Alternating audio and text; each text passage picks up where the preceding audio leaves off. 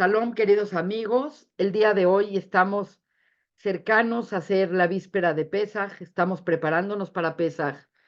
Y la realidad es que Pesaj es la primera fiesta del calendario hebreo y Pesaj es la fiesta que el pueblo judío adquiere su identidad como nación.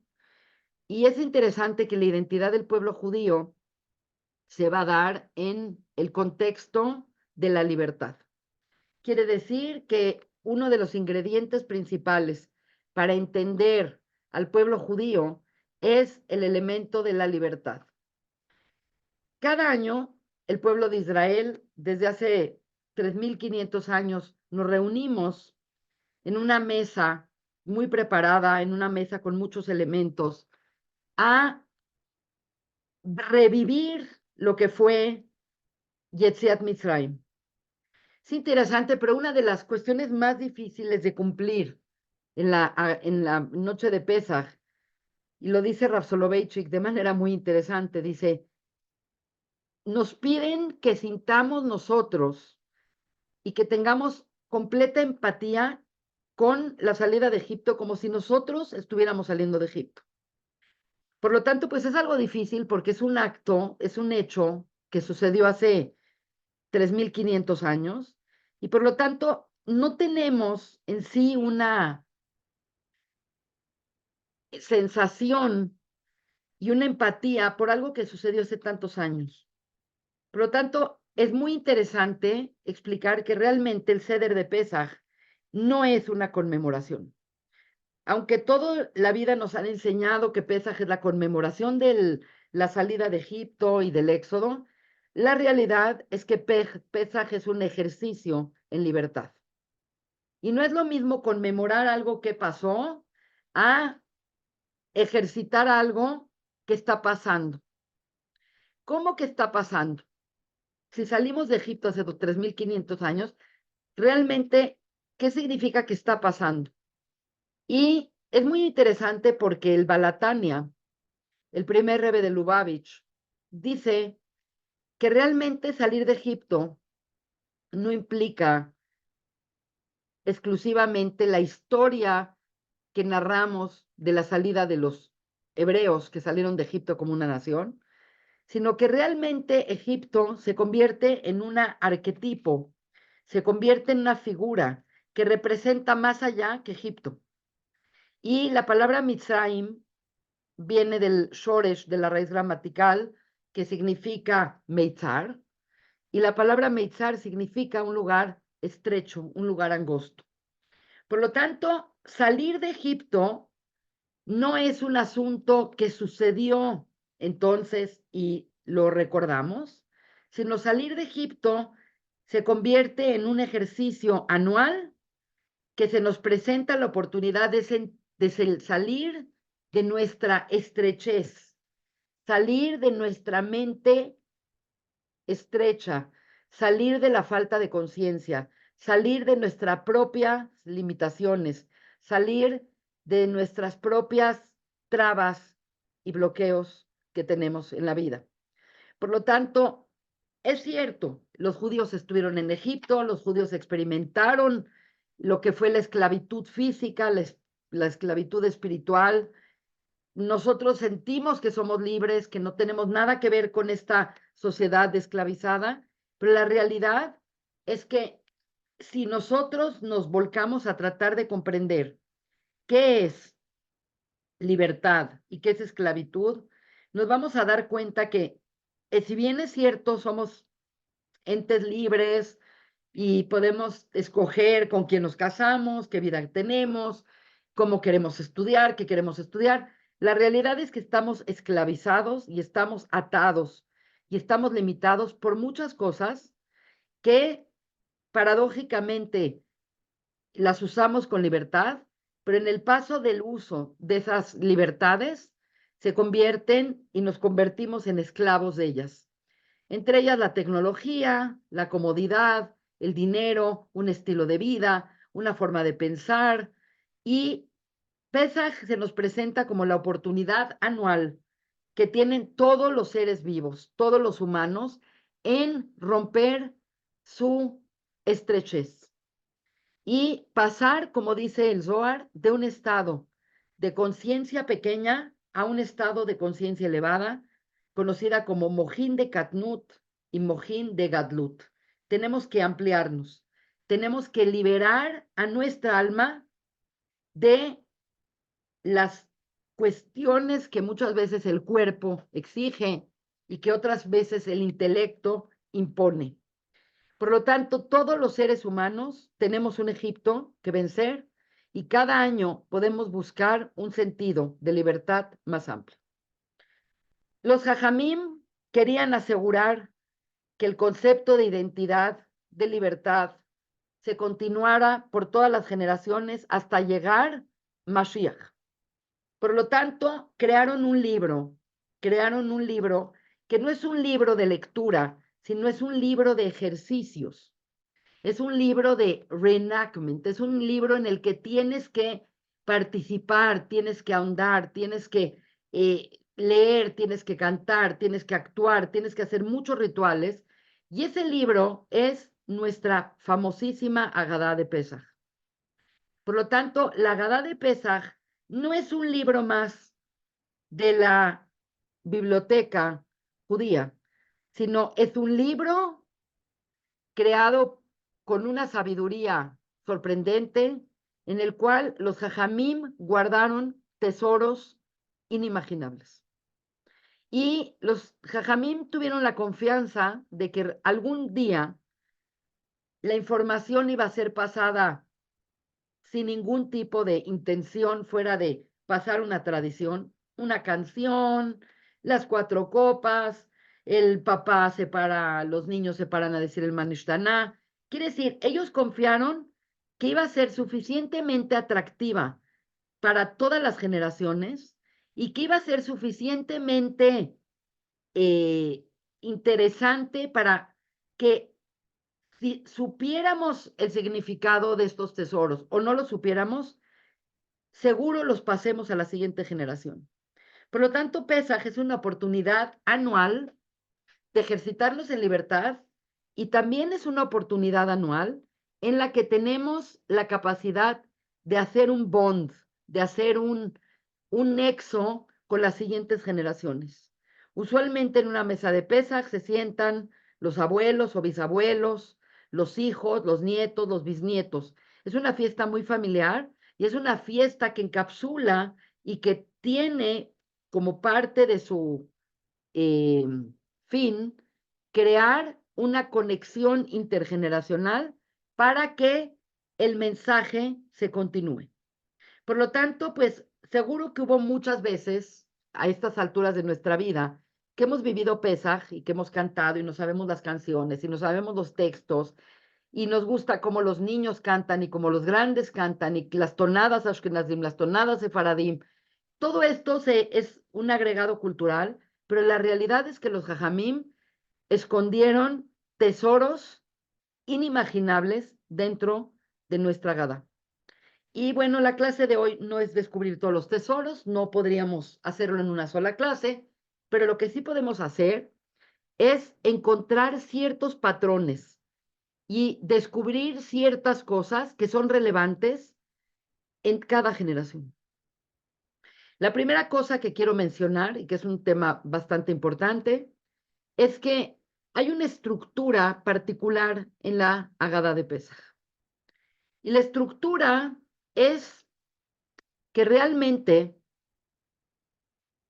como un marco conceptual, podríamos decir que de cierta manera existen ciertos números que están permeando la Haggadah. Voy a poner y voy a llamar a su atención dos números. El primero es el número 15. El número 15 es importante porque tenemos 15 elementos dentro de la Haggadah. Cuando nosotros contamos Kadesh, Urjat, Karpaz, Yahat, Magid, Roxá, Motzi, Matzah, Maror, Korer, Shulchan Orech, Safun, Alel, Barej, Nirza, exactamente tenemos 15 elementos. Y el número 15 es un número muy importante porque el día de Pesaj es el 15 de Nisan. Y nosotros sabemos que el 15 tiene diferentes significados y nada más para hablar un poco de ellos, es que realmente para poder subir al Arabait y entrar al Betamigdash, se tenía que subir 15 peldaños, 15 escalones. Y obviamente 15 también es la gematria de Yud Hei, que son la mitad del nombre de Dios. Yud es 10, Hei es 5. Entonces, esto significa que el Seder de Pesaj es un portal para elevarnos y es un portal para elevarnos al grado de podernos poner en contacto con el Yud-Kei, que es la parte trascendental de Akadosh Baruj. Por lo tanto, ese es el número 15. Obviamente podría hablar mucho más. El 15 siempre es la luna llena. Pesaj siempre cae en la luna llena del mes de Aries. Y el otro número que es realmente importante y que sí vale la pena hablar mucho de él es el número 4. Existen en la Haggadá muchas cosas que van alrededor del número 4 y el número 4 es un número sumamente fascinante de entender. El hecho es que nosotros podríamos decir que hacemos nuestro ceder alrededor de tomar 4 copas de vino. Y estas copas que se van a ir tomando a lo largo de la noche del ceder, siempre el número 4 va a tener un significado y va a tener una representación de algo muy poderoso. De entrada, algo que tiene 4 cosas que lo sostienen, es algo que tiene una gran solidez. Hay los 4 puntos cardinales, pero realmente desde el punto de vista histórico, si nos remitimos a entender el relato de Yetziat Mitzrayim, vemos que el número 4 se va a repetir en Pesaj en muchos aspectos. Tenemos las 4 copas, tenemos que el Manishtana son 4 preguntas, tenemos que existen 4 tipos de hijos que se presentan en el Seder, y el número 4 representa que los 4 exilios que va a vivir el pueblo de Israel en su desarrollo. ¿Por qué? Porque Pesaj representa el exilio de Mitzrayim, pero el exilio de Mitzrayim, aunque es la madre de todos los exilios y la madre de todas las redenciones, no es parte de los 4 exilios, sino que es como la madre que va a dar a luz 4 exilios. ¿Por qué particularmente el pueblo de Israel va a tener que vivir con tantos exilios? Porque realmente si tú analizas la historia del pueblo de Israel, el pueblo de Israel ha vivido mucho más tiempo en el exilio que en la tierra de Israel, cosa que no sucedió con ningún otro pueblo. Entonces la pregunta es por qué el pueblo de Israel tiene que vivir el exilio, el galut, y la respuesta es porque realmente el pueblo de Israel va a ser el tikkun de Adama Rishon. Y Adama Rishon se fue exiliado del Edén y todo el concepto de salir del Edén representa el galut y regresar al Edén representa la Geulá. Por lo tanto, el primer galut fue el galut del de Edén y ahora el pueblo de Israel va a crear un arquetipo que engloba y que englobará a los demás exilios. Y los exilios son Babel, Babilonia, Persia, Grecia y Roma. Respectivamente en hebreo es Babel, Parás, Yaván y Edom. Sobre estos 4 exilios, realmente la Torá aborda el tema de manera amplísima y el Midrash Rabbah se atreve a decir que realmente desde antes de crear al ser humano ya estaba metido dentro de la creación el concepto del exilio en las primeras palabras de la Torá, cuando dice Breshit bara Elohim et hashamayim v'et y dice Be'aharetz haya tohu babou choshech al pnei tehom. Es interesante y lo voy a escribir acá para que les quede como algo interesante, pero los 4 exilios dijimos que es Babel, Parás, Yaván, Edom, y curiosamente, Babel es Tou, que significa revuelto, Parás es vacío, Babou, Joshech es Yaván, Grecia, y el abismo, el Teom, es Edom. Entonces, ya podríamos decir que antes de que existiera cualquier cosa, ya estaba embebido en la fibra de la creación que el pueblo de Israel va a tener que vivir en diferentes culturas y va a tener que vivir diferentes situaciones. Por lo tanto, cada una de las copas, cada una de estas 4 copas, representa el elemento de los exilios y cómo entrar en ellos y cómo salir en ellos va a representar un proceso evolutivo en la conciencia del pueblo de Israel. Es importante también mencionar que los 4 exilios y las 4 copas están relacionadas con los 4 lenguajes de Geulá que se utilizan y que utilizó Dios para sacarnos de Egipto. No es simplemente que Hashem nos sacó de Egipto, sino que dice Beotzeti, Betzalti, Belakachti, Behebeti. Quiere decir, Dios no nada más nos sacó, sino nos sacó, nos redimió, nos salvó y nos llevó a la tierra. Y esto es un elemento que va a permear todo el Seder, porque todo el Seder va a ser cómo elevarnos de nuestro estado más básico y primario de conciencia al estado elevado de conciencia. Entonces, como esta es una clase de Kabbalah, me atrevo a presentarles un concepto también fascinante, que es precisamente el concepto que hemos nosotros trabajado de cómo subir en el árbol de la vida.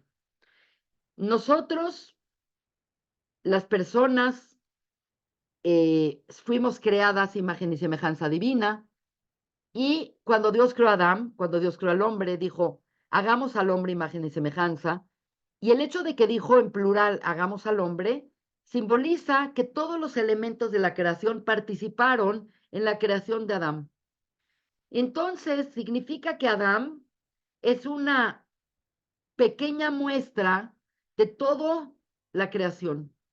En pocas palabras, somos como que tenemos elementos materiales, emocionales, intelectuales, espirituales, que contiene toda la creación desde su cabecera.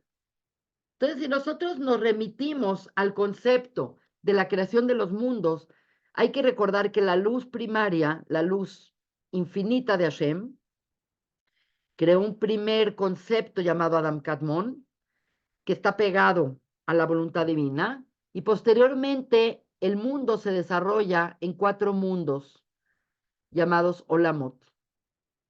Y los 4 mundos tienen una injerencia y una equivalencia con las 4 copas. De tal manera que el mundo de Asia, el mundo físico, será la primera copa. El mundo emocional será la segunda copa.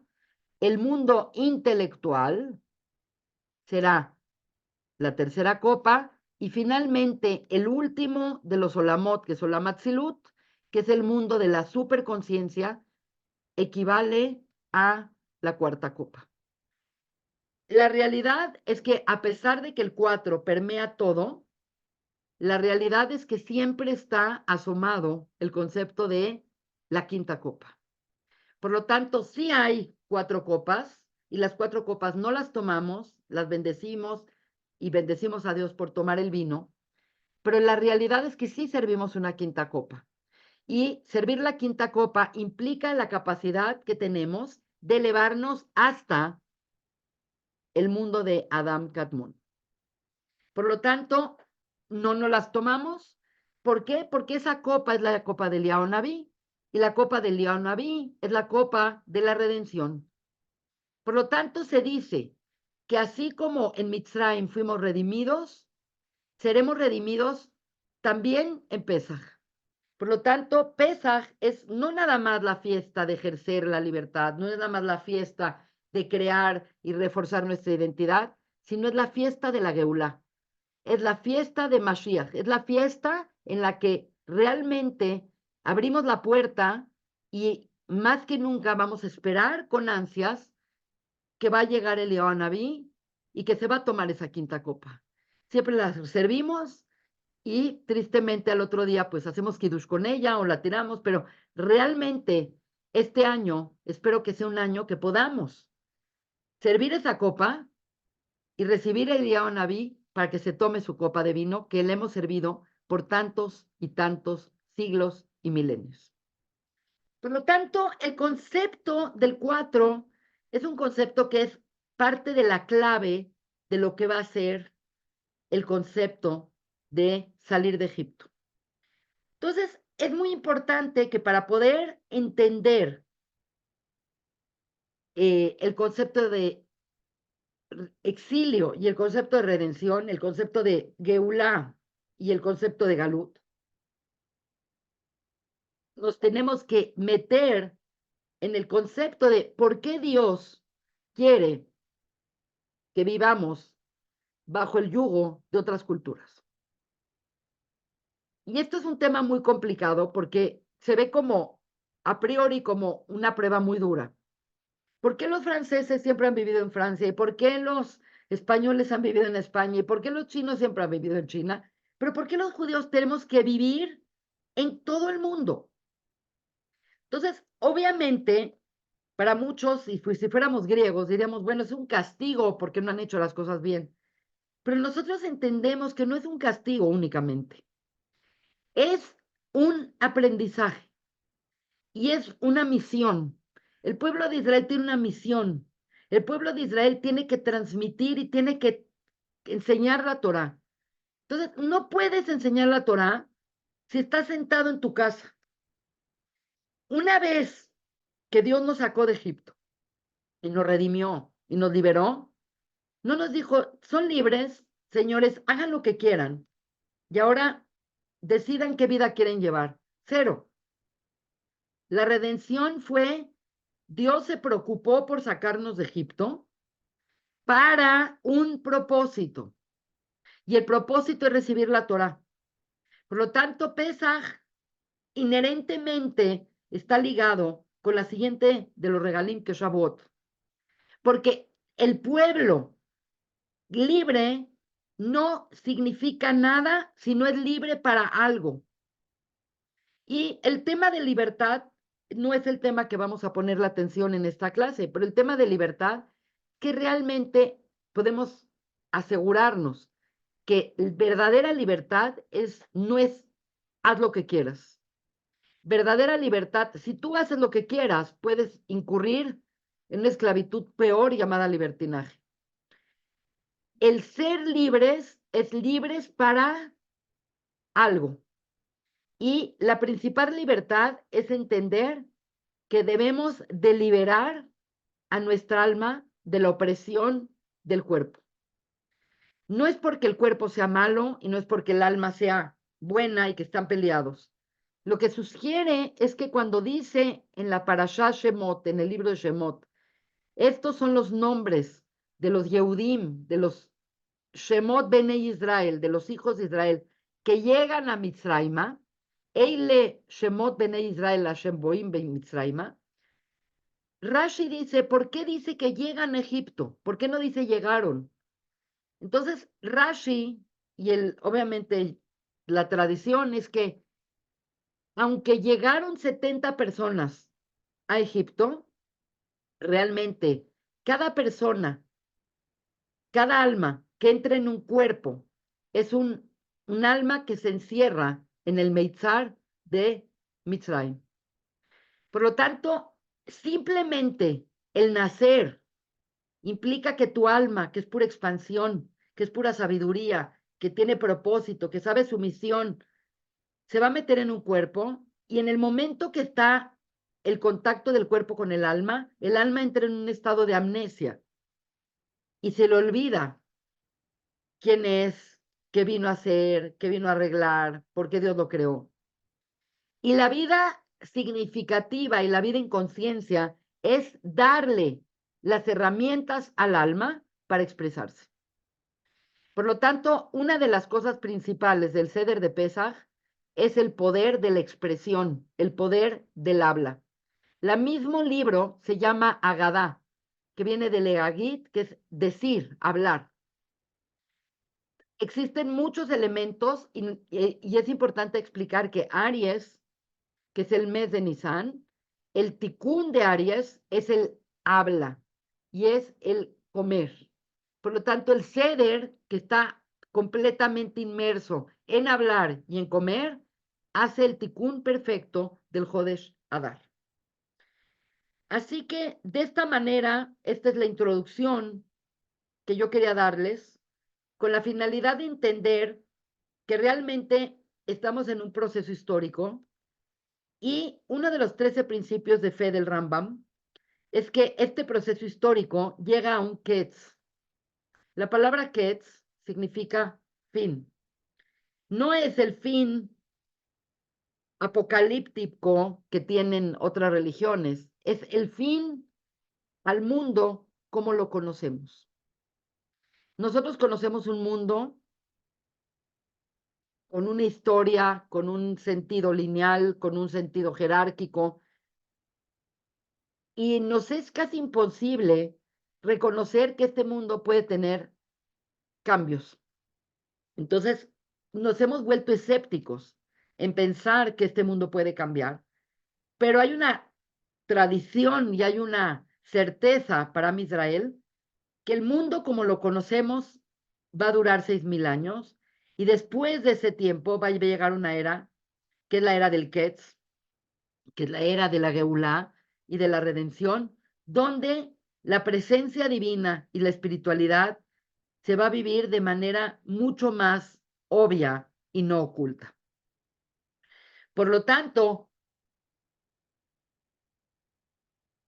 conforme nos vamos acercando al final del último exilio, que es el exilio de Edom, se empiezan a desarrollar ciertos elementos históricos que se están desenvolviendo en nuestra propia vida.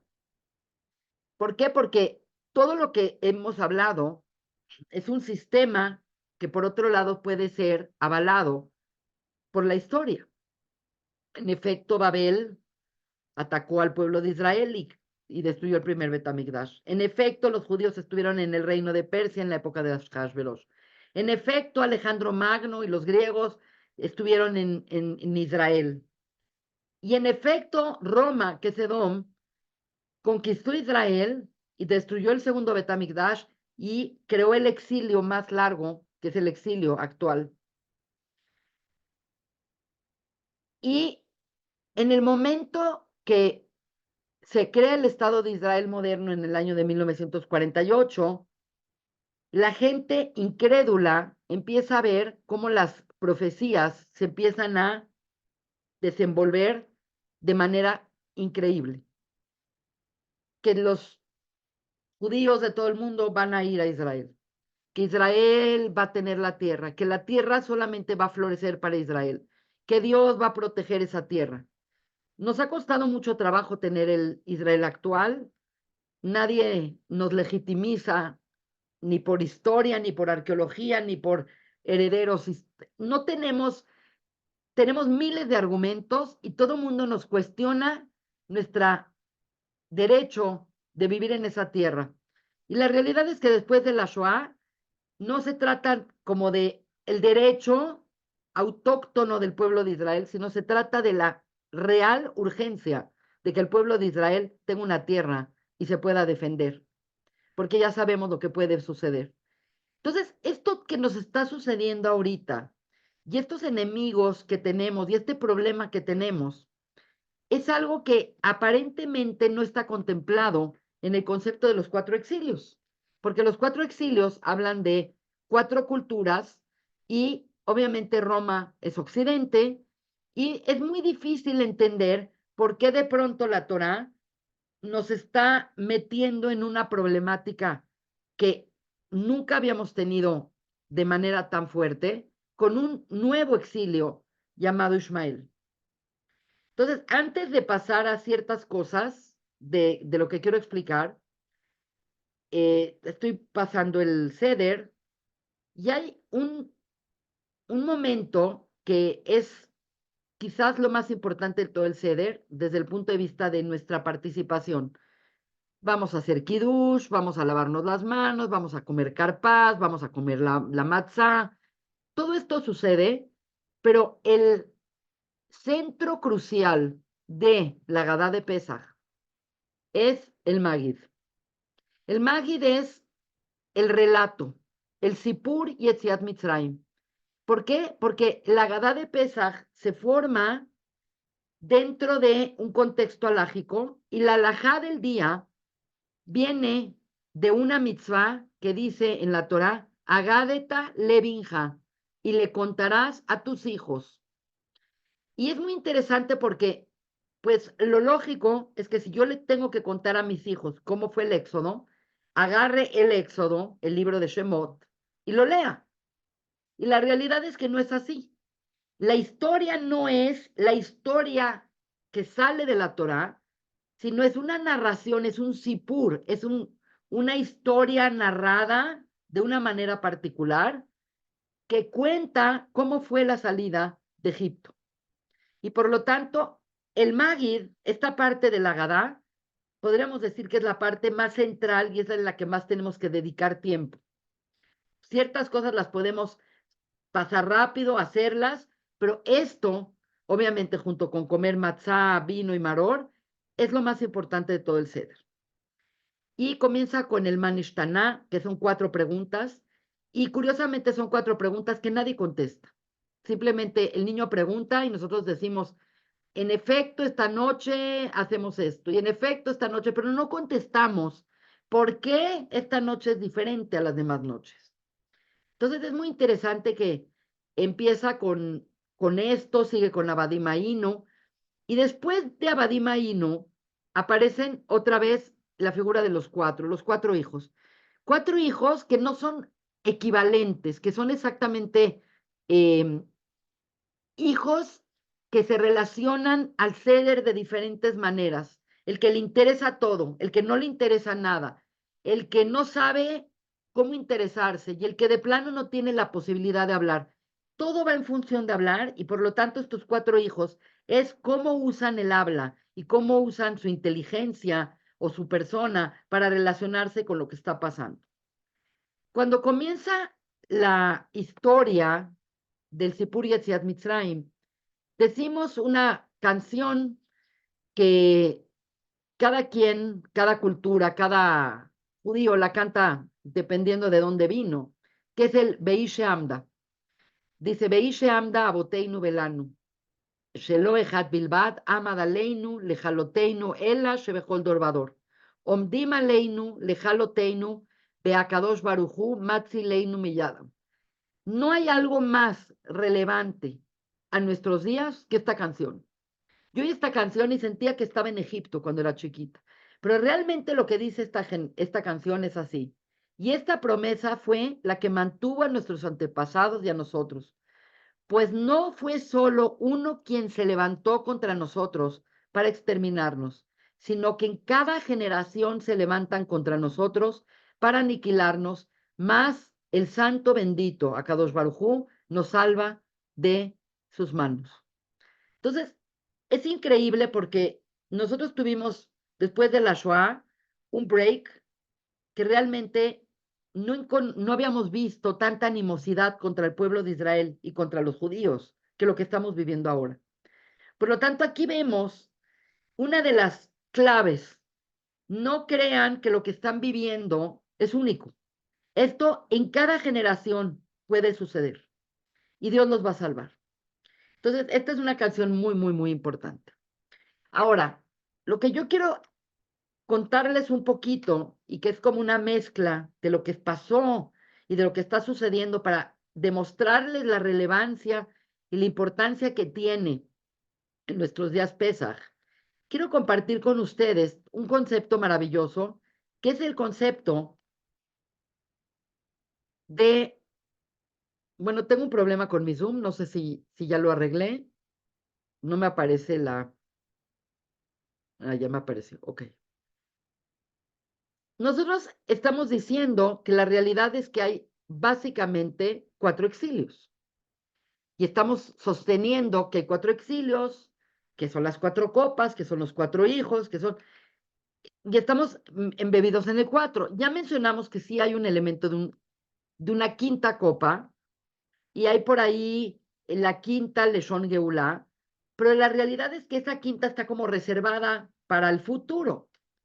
Entonces dijimos que tenemos los 4 exilios, que Neged, los 4 mundos, que Neged, los 4 niños, que Neged, las 4 copas, y dijimos que es Babel, Parás, Yaván y Edom.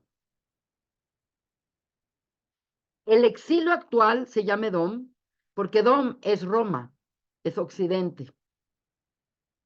Y obviamente, al final del exilio de Roma, estamos ya en la tierra de Israel, estamos recuperando nuestra autonomía, nuestro derecho a existir, nuestra forma de protegernos. Dios nos ha ayudado en todas las guerras de Israel, Israel ha ganado, pero de pronto hay un elemento que no nos cuadra. ¿Por qué Roma y Edom tienen que ver con lo que estamos viviendo actualmente? Que estamos viviendo problemas con Ismael.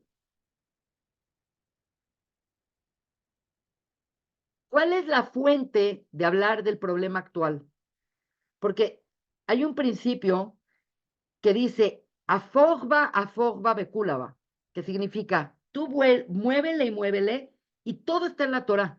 Entonces no puede ser que lo que estamos viviendo no sea y no esté en la Torah. Entonces hay muchas fuentes que no son las típicas que hablan del 4, y de repente hay muchas fuentes que empiezan a encontrarse, muchas veces por búsqueda, porque ya llegó el momento, donde encuentran que al final del exilio de Dom va a haber un último exilio, que es el exilio de Ismael.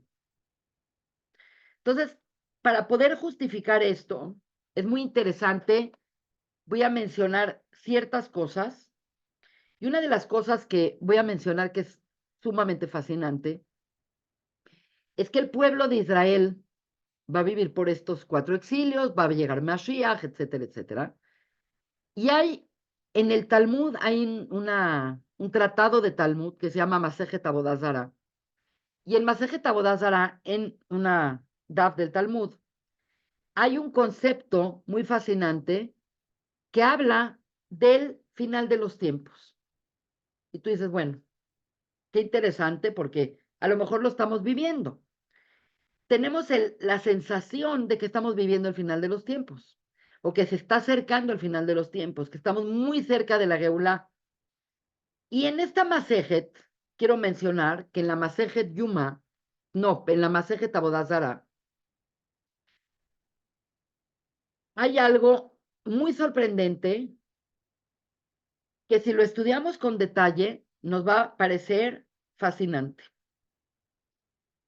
Dice que va a llegar Mashiach, y cuando va a llegar Mashiach, la gente no sabe, pero el mundo se va a quedar exactamente igual de como es. Quiere decir, aunque nosotros quisiéramos que todo cambiara, realmente la llegada de Mashiach no va a cambiar nada en el mundo que vivimos, excepto la percepción del bien de Dios se va a volver mucho más clara. Pero el mundo sigue igual, la gente sigue naciendo, se siguen enfermando, siguen teniendo que ir a trabajar. Quiere decir, ciertos elementos que nosotros pensaríamos que van a cambiar, no van a cambiar. Entonces, Yemei Meshiach es una época muy similar a la que vivimos, donde predomina el bien y donde la luz del creador se hace muy evidente. Eso es Yemei Mashiach. Entonces dice que llega Mashiach. Estamos hablando en Masejet Avodah Zarah, un segundo. Masejet Avodah Zarah del Talmud, que significa Avodah Zarah es idolatría. y dice que va a llegar, todas las naciones van a llegar con Dios y le van a decir, todo lo que hicimos, lo hicimos por Israel. Así va a llegar a los alemanes, los franceses, los sirios, los chinos, los americanos, todos van a llegar con Dios y van a decir, que sepas Dios, que todo lo que hicimos, lo hicimos por el pueblo de Israel. Entonces Dios les dice, primero que todo, no pueden llegar todos revueltos. Así que cada quien póngase como en una fila india y prepare sus argumentos para que yo los escuche. Entonces, llegaron primero todas las naciones, miles de naciones, viejas, antiguas, jóvenes, todos llegaron, y Dios les dice, fórmense, preparen su caso, y voy a atender en orden a uno por uno. Y de repente, cuando ya entran y llegan en orden, nada más llegan dos naciones. Entonces, de todas las naciones que se habían presentado y habían dicho que hicieron todo por el pueblo de Israel, obviamente como con la cola entre las patas, llegan dos naciones y se forman. Y la pregunta es, ¿qué naciones se formaron? Entonces, la primera nación que se forma es Edom. Edom, que dijimos que es Roma y que es Occidente. Es muy importante porque realmente Edom viene siendo Europa, los valores de Europa son los valores de Estados Unidos, de Canadá, inclusive de los países de Latinoamérica, porque fueron evangelizados por el cristianismo. Entonces, viene Edom, que sabemos que Edom es Esaú, gente materialista, gente que le gusta la tecnología, los caminos, tienen que pensar en Roma, los acueductos, las monedas, los caminos y todo, y se presentan con Akadosh Baruj Hu y le dicen, nosotros todo lo que hicimos lo hicimos por Israel. Y Dios les dice, ¿a quién quieres engañar? Obviamente, yo te permití que hagas las cosas que hiciste. ¿Por qué? Porque si hiciste carreteras, si hiciste baños, y si hiciste tecnología, y si hiciste aviones, pues obviamente yo te permití que lo hagas porque es parte del desarrollo de la humanidad y obviamente el pueblo de Israel lo va a usar, pero no puedes pensar que lo hiciste por Israel porque lo hiciste para ti. Lo hiciste por ti, para ti, y no es verdad que lo hiciste por Israel. Al contrario, nosotros sabemos que hay una ley en la Torá que Isaf odia a Jacob. Y Edom y Roma y Occidente ha sido la peor pesadilla de antisemitismo que ha vivido el pueblo de Israel. La peor. Porque empieza con la destrucción del segundo templo y acaba con la Shoah. Entonces, en pocas palabras le dice, no me engañes, todo lo hiciste por ti, tú no lo hiciste por Israel, y obviamente lo que hiciste bien, te voy a dar tu recompensa, pero no te engañes diciendo que lo hiciste por Israel, porque lo hiciste para ti. Muy interesante. Y acá viene lo más interesante. Lo más interesante es que de pronto, de todas las naciones que habían, nada más llega otra nación. ¿Qué nación llega? Persia. Parás. Persia hoy en día es Irán. Entonces, de repente resulta que las últimas naciones que están sostenidas en poder al final de los días van a ser dos. Edom, Roma, Occidente, cristianismo, y Persia, que es Irán. Y viene Persia y se para con Dios y dice, que sepas que todo lo que hice, lo hice por Israel. Y Dios le dice, ¿a quién tratas de engañar? Todo lo hiciste por Israel. Y realmente le demuestra que todo lo que hizo lo hizo por él y que todo lo que hizo lo hizo por esas culturas y que ciertas cosas buenas que hicieron, Dios les permitió que hacerlas porque era parte del desarrollo de la evolución de la historia y porque también Israel se iba a beneficiar. Entonces, es muy interesante porque el Talmud se escribió hace 2000 años, ¿verdad? Entonces, hace 2000 años, la Gemara dice que al final de los días van a quedar presentes en el poder dos naciones. Por un lado, Edom y por otro lado, Persia.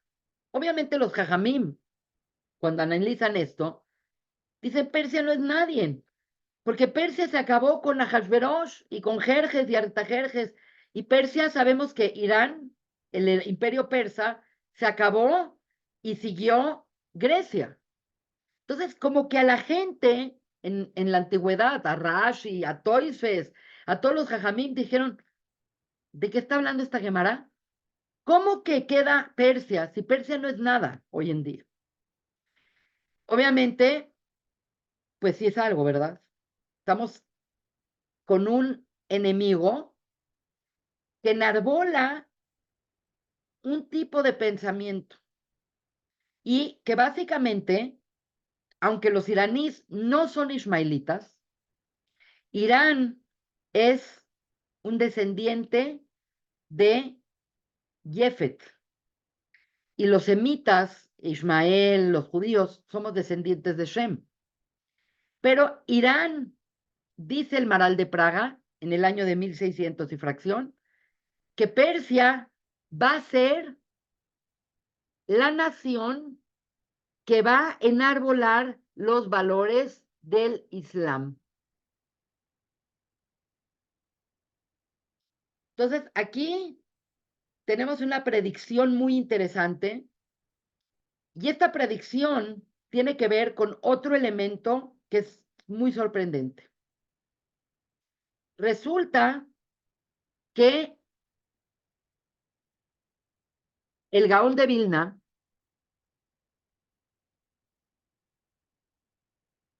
tiene muchas predicciones de lo que va a ser el final de los días. Y es muy interesante y es bastante alarmante ver el estudio del Gaón de Vilna sobre esta época, porque realmente todo lo que dijo que está pasando, está pasando. Entonces, el Gaón de Vilna aclara esto, porque evidentemente nosotros sabemos que sí hay estas naciones, pero hay otras. Está China, y está Rusia, y está aquí, y está allá. Entonces, no puedes decir que todos, no puedes decir que todos son eh, o de uno o de otro. Y el Gaón de Vilna, que vivió en 1700, dice algo maravilloso. Dice, de las 70 naciones que salen en Parashat Noach, 35 naciones se identifican con Edom y las otras 35 naciones se van a identificar con Irán y Persia. Quiere decir, el mundo, según el Gaón de Vilna, que tiene 70 naciones, más Israel, que es una nación separada, que siempre se cuenta aparte, se va a dividir no desde el punto de vista genealógico, pero sí desde el punto de vista ideológico, se va a dividir en dos. Se van a hacer dos ejes. Se va a hacer un eje que es Edom, con los valores de Occidente, Estados Unidos, Roma, Estados Unidos, Canadá, el cristianismo. Y por otro lado va a estar Persia, enarbolando los valores del Islam. Y esto es muy impresionante porque esto es lo que está pasando ahorita. Puede ser que Rusia no tenga nada que ver con el Islam, pero Rusia está del lado de Irán porque está en contra de la NATO y está en contra de Estados Unidos y de... Quiere decir, se están generando ejes. China no tiene nada que ver con Irán, pero económicamente le conviene Irán porque entonces esto, entonces se va... Entonces, lo que estamos viendo que está sucediendo frente a nuestros ojos es exactamente esto. Entonces, quiero seguir en la línea del Gaón de Vilna con algo que es una de las canciones más conocidas de Pesaj. Nosotros tenemos el Seder, pasan muchas cosas, comemos muchas cosas, hacemos alel, hacemos todo. Y al final del Seder viene una canción que curiosamente cuando la estuve buscando en internet, que ahorita se las voy a compartir, decía, la primera canción infantil de la historia, Sagadia. Y así aparece, la primera canción para niños de la historia. Es una canción para niños. Entonces, viene el Gaón de Vilna, es sumamente interesante lo que voy a contar ahorita. Viene el Gaón de Vilna y el Gaón de Vilna tiene muchísimos perushim y uno de los perushim más interesantes que tiene es el perush sobre el Haggadah. Entonces, quiero dedicarme a eso y si nos da tiempo vemos unos aspectos más destacados de estos tesoros que están inmersos en nuestra Haggadah. Acá está Haggadah. Haggadah es esta canción de un cabrito, un solo cabrito, que mi papá compró por 2 monedas. Un cabrito, un solo cabrito, que vino un gato y comió el cabrito, que mi papito compró con 2 monedas. Un cabrito, un solo cabrito. Y vino un perro y mordió al gato, que comió al cabrito, que a papi compró con 2 monedas. Un cabrito, un cabrito. Y vino un palo que pegó al perro, que mordió al gato y que comió al cabrito, que mi papá compró por 2 monedas. Un cabrito, un solo cabrito. Y luego vino el fuego que quemó el palo, que pegó al perro, que mordió al gato, que comió el cabrito y que mi papi compró por 2 monedas. Un cabrito, un cabrito. Y vino el agua que apagó el fuego, que quemó el palo, que pegó al perro, que mordió al gato, que comió al cabrito, que mi papá compró por 2 monedas. Un cabrito, un cabrito. Y vino el toro que bebió el agua, que apagó el fuego, que quemó el palo, que pegó al perro, que mordió al gato, que comió al cabrito, que mi papi compró por 2 monedas. Un cabrito, un cabrito. Y vino el shojet que degolló al toro, que bebió al agua, que apagó el fuego, que quemó el palo, que pegó al perro, que mordió al gato, que comió al cabrito, que mi papi compró con 2 monedas. Un cabrito, un cabrito. Y vino el ángel de la muerte que mató al shojet, a la persona que mata a los animales, que degolló al toro, que bebió el agua, que apagó el fuego, que quemó el palo, que pegó al perro, que mordió al gato, que comió el cabrito, que mi papi compró con 2 monedas. Un cabrito, un cabrito. La última estanza. Y vino a Kadosh Barujú, vino Dios y mató, arrebató al ángel de la muerte por matar al shojet, que degolló al toro, que bebió el agua, que apagó el fuego, que comió, que quemó el palo, que pegó al perro, que mordió al gato, que comió el cabrito y que mi papi compró por 2 monedas un cabrito, un cabrito. Así acaba desde hace miles de años el ceder de Pesaj. Y aparece como la canción infantil de Pesaj. Bueno, el Gaón de Vilna, ¿quién era el Gaón de Vilna? Él dice que esta es la historia completa del pueblo de Israel, de principio a fin. Sin meterme con los detalles, quiero hacer un análisis concienzudo de esta canción. Por eso cuando les digo que es un tesoro dentro de un tesoro, quiero que me crean. Realmente es un tesoro dentro de un tesoro. Nosotros hablamos de 4 exilios. Hablamos de Babel, hablamos de Parás, hablamos de Yaván y hablamos de Edom. Babilonia, Persia, Grecia, Roma. Bueno, hay un salmo que es el Salmo 6. Voy a ver si lo tengo por ahí abierto porque lo había abierto, pero bueno, no importa. El Salmo 6 nos habla sobre algo muy interesante y lo llama los ochos. Entonces, resulta que hubo un rabino en la Edad Media en España que se llamaba el Ibn Ezra. El Ibn Ezra es de la época y del tipo de pensamiento de Rambam, de Maimónides. Y curiosamente, el Ibn Ezra no está de acuerdo que el pueblo de Israel pasa por estos exilios, sino que a través de todo un método, él dice que hay más de 4 exilios, que realmente son 8. Entonces, hay una cosa muy interesante y les va a sonar particularmente cuando hablemos de Parás, porque siempre dice el exilio de Parás y Madai, que vienen siendo en español los persas y los medas.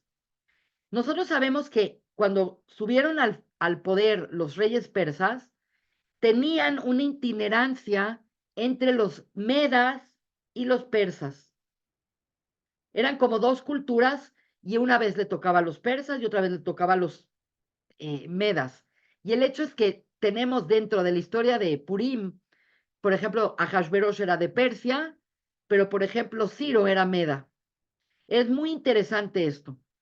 Y también hay una tradición que Babel también tuvo Babel y los acadios.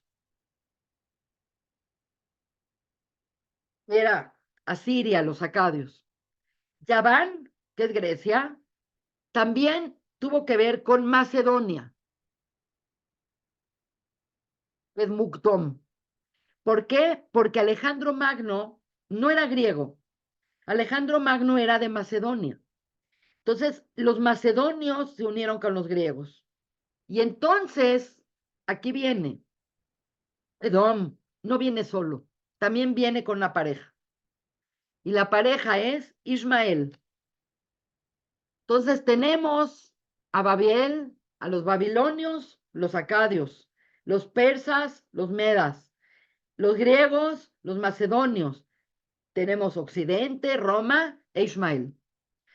Y esto es un tema muy importante porque en la historia de Esaf, que es el padre de Edom, así como Jacob es el padre de Israel, Esaf, después de que le quitaron la bendición y enviaron a Jacob a casarse con una mujer de la familia de Rivka, que fue Lea y Rachel, Esaf vio que sus padres estaban amargados porque él estaba casado con dos mujeres cananitas que eran completamente idólatras. Entonces, Esaf fue y se casó con una hija, con una nieta de Ismael, que la Torah llama Mahlat, hermana de Nebayot. Entonces, hay una unión desde la Torah donde Isaf se casa a su tercera mujer con Mahlat, que era de Ismael. Entonces, esto es un tema muy importante porque normalmente Occidente y Oriente estaban separados. Normalmente los árabes estaban por un lado, agarraron el rollo del Islam, los cristianos estaban del otro lado.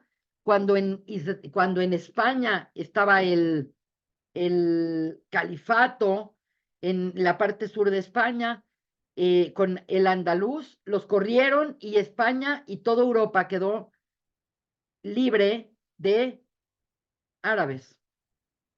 Y por lo tanto, pues esta separación, en cierta manera, es buena para el pueblo de Israel, porque el pueblo de Israel realmente tiene problemas con los dos. Entonces, es muy peligroso que se unan. Es muy peligroso que se unan porque Isaf odia a Israel y Ismael también odia a Israel.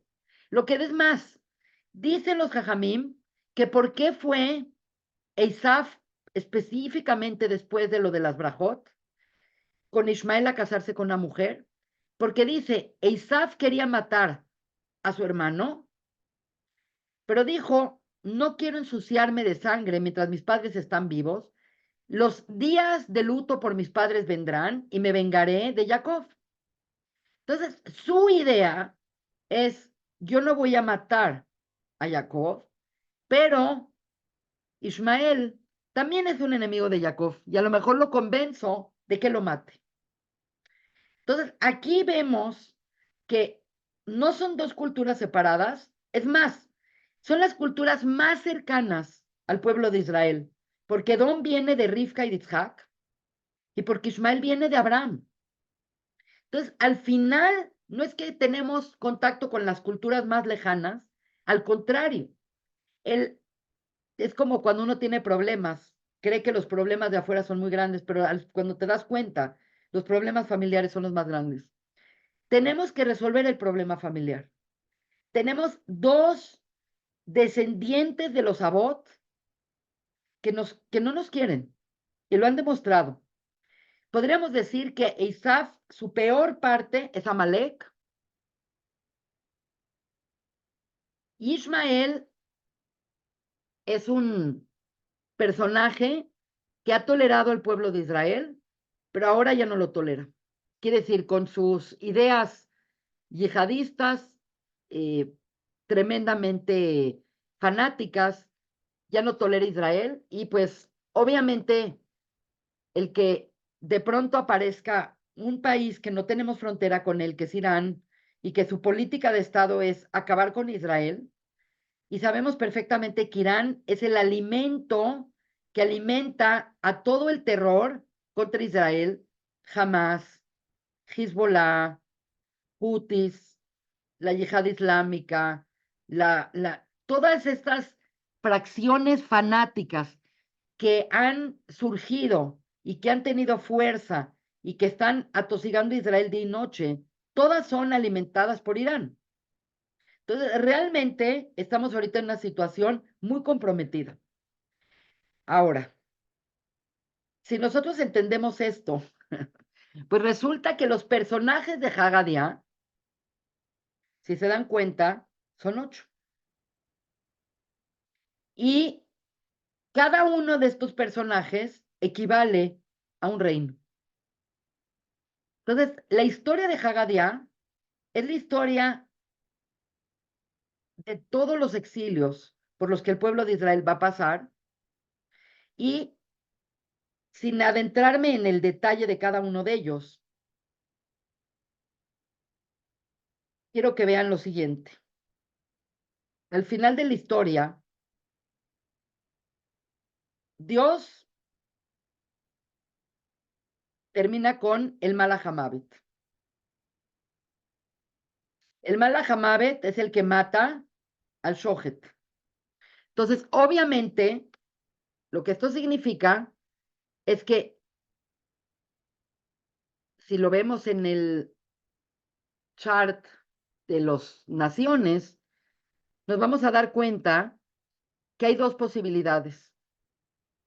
¿Quién es el Malach HaMavet? ¿Quién es el ángel de la muerte? ¿Y quién es el Matarife, el Shohet? Entonces, esto es un tema muy importante porque un poco hay como una riña talmúdica entre los Jajamim, particularmente entre los Tanaim y Amoraim, que dicen, ¿quién va a llegar al final? Al final va a llegar Ismael, quiere decir, nosotros estamos en esta recta final, y en esta recta final vemos, como dice la Masejet Abodazara, que queda Edom, que es Occidente, pongamos Estados Unidos, Europa, que pues sí vemos que tienen gran poder. Y por otro lado está del otro lado Ismael,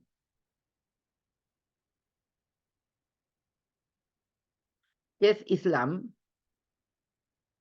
y que es pues básicamente los países árabes, Irán y no sé si saben, pero existen casi el mismo número o más ismaelitas e islámicos que cristianos. Estamos hablando de una cantidad gigante que de verdad que sí se presta para entender lo de los 35 y 35. Entonces, la pregunta es la siguiente. Al final, esta Gemora es muy importante porque al final vienen estas dos naciones y cada una de estas naciones tenemos que encontrar quién es quién. Entonces tenemos dos posibilidades. Tenemos el ángel de la muerte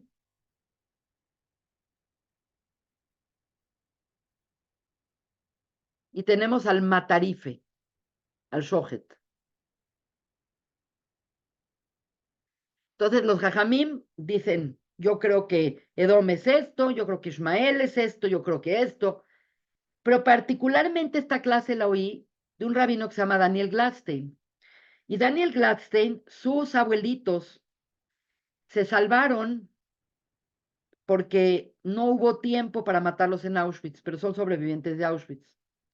Y el abuelito de Daniel Gladstein cuenta que él vio dos escenas que son escalofriantes. Él vio a Eichmann con el mufti de Jerusalén en Auschwitz. Eichmann es Amalek, el mufti de Jerusalén, que es el principio de todos los problemas que tenemos en Israel, Amin el Husseini y Marshemot, juntos planeando la solución final, y estuvo a punto de que Rommel llegara a Palestina. Fue un milagro que no llegara Rommel a Palestina. Entonces, que están juntos, están juntos. Quiere decir, pueden ser enemigos, pero si tu enemigo son los judíos y mi enemigo son los judíos, entonces somos amigos. Entonces, no podemos confiar para nada en que tenemos a un amigo y a un enemigo. Los dos son enemigos. Que Estados Unidos y Europa están haciendo teshuvá y que nos están permitiendo protegernos de los iraníes. Pues qué bueno. Pero la realidad es que no son amigos, porque Edom nos llevó a Auschwitz y nos hizo las cruzadas. Y Edom hizo la Inquisición. Hicieron teshuvá, alevay, ojalá que hagan hecho teshuvá. Pero por otro lado tenemos a Ismael, que realmente en las tierras de Ismael el judío vivió en el estado de dimitud. Eran dimis, eran tolerados, tenía que pagar impuestos, pero prosperaron. El hecho es que la comunidad de México no tiene un terrible recuerdo de su estancia en Jalap, pero se juntan. Como en la historia se juntaron para hacer daño a Israel, aquí también se pueden llegar a juntar. Entonces, Daniel Gladstein dice de manera sorprendente que para él el ángel de la muerte es Mengele, el ángel de la muerte. No podemos imaginar a un sistema de gente inteligente, de gente brillante, de gente culta, creando un sistema de muerte sistemática. Diario mataban en Auschwitz a 12,000 personas. Entonces, para mí, el ángel de la muerte, y no es nada lejos que la Nahash, que el Yetzerará, etcétera, etcétera, es Amalek. ¿Por qué? Porque Dios tiene guerra contra Amalek. Porque no va a haber paz en el mundo y no va a haber bienestar en el mundo hasta que no borremos el Zeher Amalek. Entonces, como el último personaje es el ángel de la muerte, aparentemente el último que queda en pie es Edom, Occidente, Estados Unidos. Ismael. ¿Por qué creo que Ismael es el matarife? Primero que todos son muy sanguinarios. Realmente si tú analizas la historia de las guerras de los árabes contra los turcos, no hay palabras de lo sanguinario que eran. Y curiosamente, ellos hacen shejita. La comida halal tiene shejita. Entonces le queda como el saco muy bien a Ismael Selen Martarif. Ahora viene la solución de todo esto. Nosotros sabemos por medio de la Gemara, por medio del Zohar, por medio de otros textos, que la era mesiánica se divide en dos etapas. Mesías ben David y Mesías ben Yosef. Mesías ben Yosef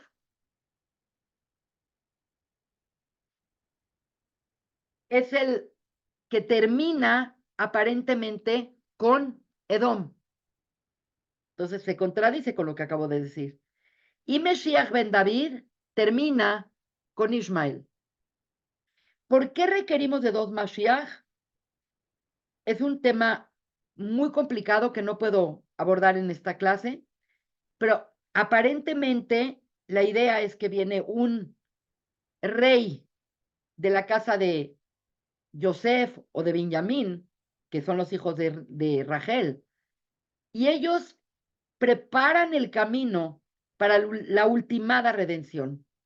Porque si nosotros, si ustedes se dan cuenta, y esto es un tema muy importante, si ustedes se dan cuenta, en el árbol de la vida, un segundo, tengo que borrar y se me cambiaron las cosas en el árbol de la vida tenemos básicamente una clave muy importante para entender quién viene antes y quién viene después. Tenemos Keter Jochma Binah, Gesed, Din, Tiferet, Netzach, Hod, Yesod y Malhut. Bueno, resulta que estamos transitando por este periodo llamado 6,000 años y el último milenio, que es el año 7,000, ya habrá venido Mashiach. Quiere decir, Mashiach viene en este momento, aquí, que es el año 6,000. ¿Por qué? Porque cada uno de estos Sefirot son 1,000 años, según el Talmud. Al final de los exilios, se levanta Mesías ben Yosef, porque Yosef está en el lugar de Yesod.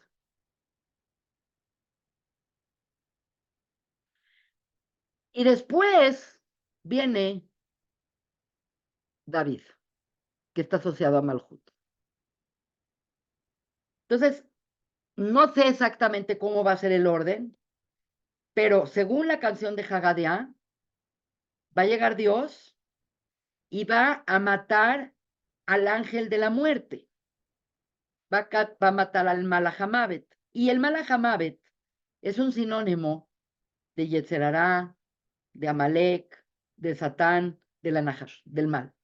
Por eso la era mesiánica es vivir esta realidad, pero sin el mal que esté tocando en tu puerta en cada instante.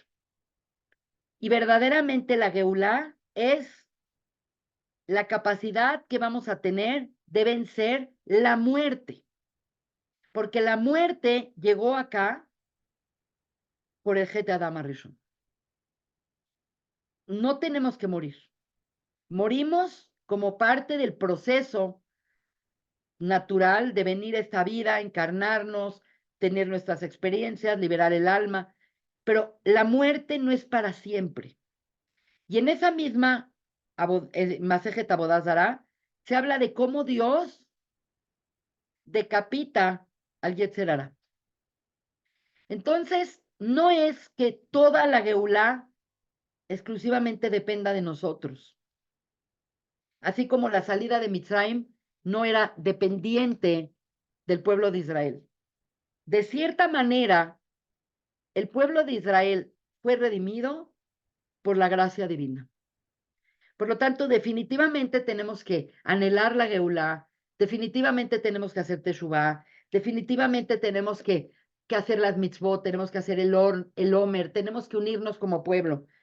Pero la Geulá va a venir por gracia divina. Y cuando llegue la Geulá, entonces tendremos la grandeza y el permiso de tomarnos la quinta copa, que es la copa de la Geula. Así que estamos muy cercanos, muy cercanos a Pesaj.